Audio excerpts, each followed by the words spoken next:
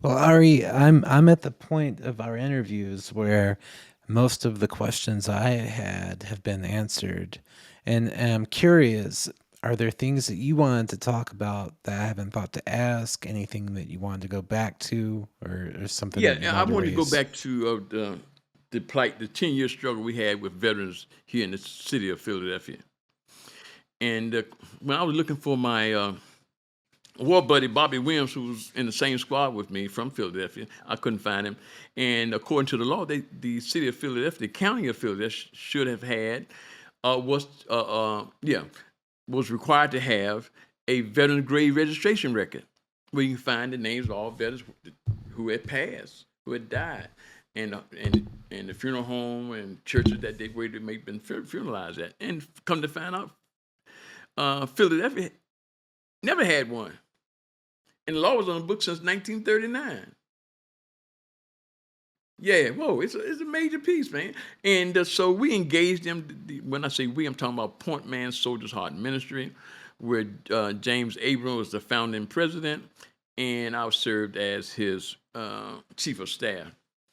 And we engaged the city of Philadelphia based on the history we became aware of that Philadelphia is the only county out of 67 counties without never had a office of Veterans Affairs or a director of Veterans Affairs.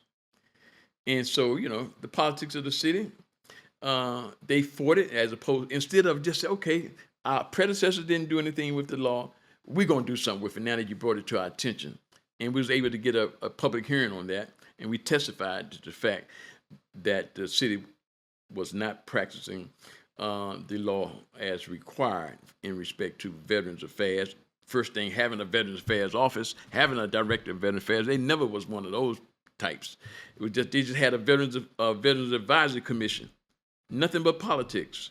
Because at some point during the Veterans holidays, the city would be very embarrassed not to have anything in place for veterans. So they set up this. The president, Darrell Clark, set up this thing called the Veterans Advisory Commission under his office. He's not a veteran, it's under his office. He kept everything very tight under his office.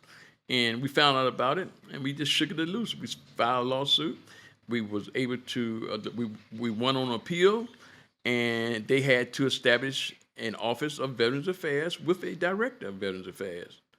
They did so shortly after we won the lawsuit, but since that time, there's no longer a director of Veterans Affairs in the city of Philadelphia.